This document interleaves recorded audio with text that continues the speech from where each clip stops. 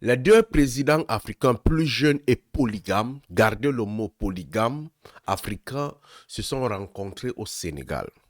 Quel est le message fort que les gens de la culture africaine, les stylistes, les modélistes, les gens de l'art peuvent véritablement tirer derrière cette rencontre pour pouvoir faire développer l'Afrique? Ici, nous voyons le président Bassirou Diomaye Faye, il a un boubou. Et le boubou sénégalais, le boubou fait avec le tissu sénégalais. Ce qui veut dire qu'il garde, il essaye à un certain niveau d'essayer de passer le message que nous pouvons faire avec ce que nous avons. Le président gabonais ici est habillé en veste. Est-ce que la veste est véritablement de la culture africaine? Moi, véritablement, je ne me suis pas trop intéressé aux hommes, je me suis beaucoup plus intéressé aux femmes.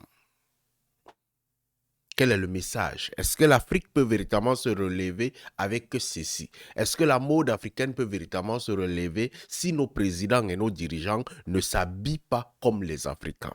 Est-ce qu'on n'est pas en train de passer le temps à nourrir les pays européens à travers l'industrie de la mode? Est-ce que les présidents africains ne peuvent pas aujourd'hui essayer de travailler pour essayer de devenir des modèles? Regardons leurs épouses. Ça, j'ai aimé. Voici leurs épouses ici. Les deux épouses sont carrément habillées en tissu de couture africaine. Ici, c'est une mode qu'on fabrique en Afrique. Je connais ce que c'est. La femme est habillée en pagne et dans la couture africaine. Ce qui veut dire qu'elles envoient l'information à la jeunesse africaine que vous pouvez être belle en vous habillant comme de belles africaines, en vous habillant vraiment comme de personnes dignes de l'Afrique. C'est le message fort que cette dame envoie ici. Mais véritablement, il y a un autre côté qui m'intrigue encore, c'est le côté du Gabon. C'est la femme du Gabon, elle a une perruque. Quel est encore le message qu'elle envoie ici? Est-ce que la femme africaine ne peut véritablement pas se sentir belle avec son afro?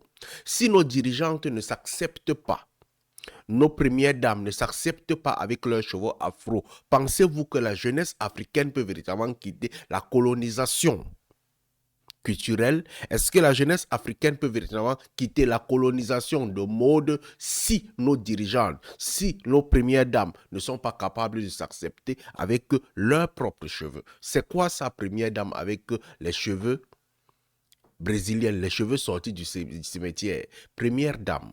Vous êtes déjà les dames qui avaient accepté la polygamie. C'est un message fort à la jeunesse africaine. Si vous avez accepté la polygamie dans vos couples, essayez à un certain niveau de nous ramener aussi vers une éducation culturelle.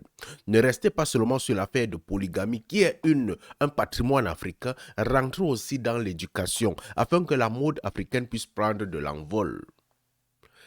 La coiffure africaine, les nattes africaines, les ceci africaines, on peut donner de la valeur à ça si vous, première dame, vous commencez à arborer cela.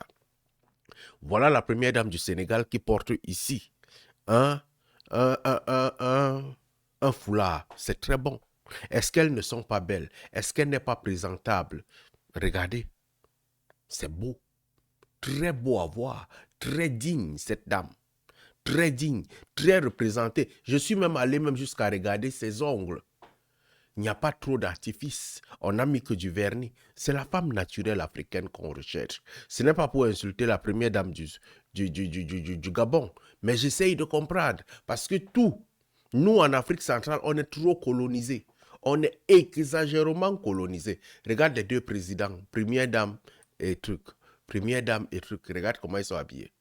Boubou africain. C'est l'Afrique qui est représentée ici, à travers le Sénégal. Regardez vous-même. Est-ce que c'est pas beau? C'est hyper beau. C'est hyper mignon. C'est hyper mignon. Le changement de l'Afrique commencera par des choses simples. La coiffure, la mode, l'alimentation.